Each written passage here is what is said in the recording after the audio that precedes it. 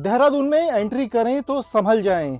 आशा रोड़ी की ढलान से जब आप शहर में एंट्री करते हैं, मोहबे वाला इलाका आता है और ये एक ऐसा पॉइंट है जहां पिछले 1.5 माह में करीब 15 हादसे हो चुके हैं और बीते कल में ही एक ट्रक इसी ढलान पर बेकाबू हो गया और उसने 6 गाड़ियों को रौंद दिया।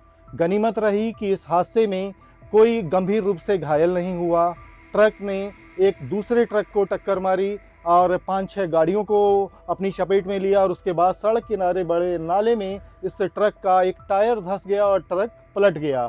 उससे डीजल बहने लगा और बड़े आगजनी की हादसा पेश आने की आशंका पैदा हो गई और ऐसे में फायर ब्रिगेड की टीम ने वहां पहुंचकर फॉर्म के जरिए उस खतरे को टाला। यहाँ ये बताने का मकसद है कि जब भी आप देहरादून में एंट्री करें तो बहुत सावधान रहें, क्योंकि जिस तरह से लगातार हादसे पेश आ रहे हैं तो पिछले 2 साल में लगभग 3 मौतें और 24 लोग गंभीर रूप से घायल हो चुके हैं। ये वो पॉइंट है जब एक्सप्रेस वे से लोग अपनी 100-120 की रफ्तार में पहुंचते हैं देहरादून और एकाएक उनका सामना मोहबे वाला में शहर के ट्रैफिक से होता है और जो आशा रोड़ी की ढलान है उस पर गाड़ी की स्पीड काफ़ी तेज होती है। उस समय जब उनका सामना ट्रैफिक से होता है तो वह अपने वाहन पर नियंत्रण नहीं रख पाते हैं और जब वह उस ढलान को पार करते हैं और उसी समय उनको अपनी स्टीयरिंग पर संभालना उनके लिए बेहद मुश्किल काम हो जाता है, जिस कारण ये हादसे पेश आ रहे हैं। आने वाले समय में यह खतरा और बढ़ने वाला है।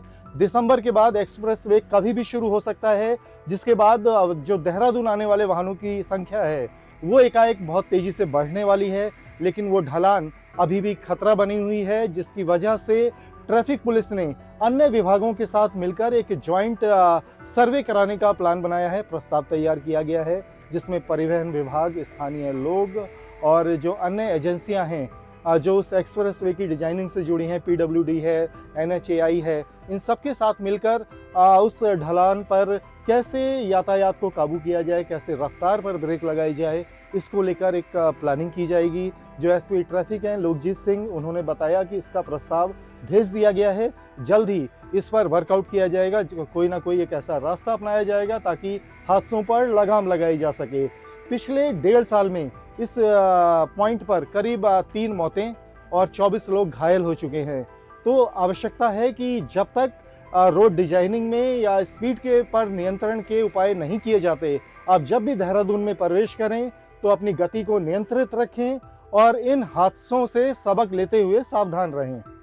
अगर आप ये वीडियो YouTube पर देख रहे हैं तो हमारे चैनल को सब्सक्राइब कर बेल आइकन दबाएं और Facebook पर देख रहे हैं तो हमारे पेज को लाइक करें।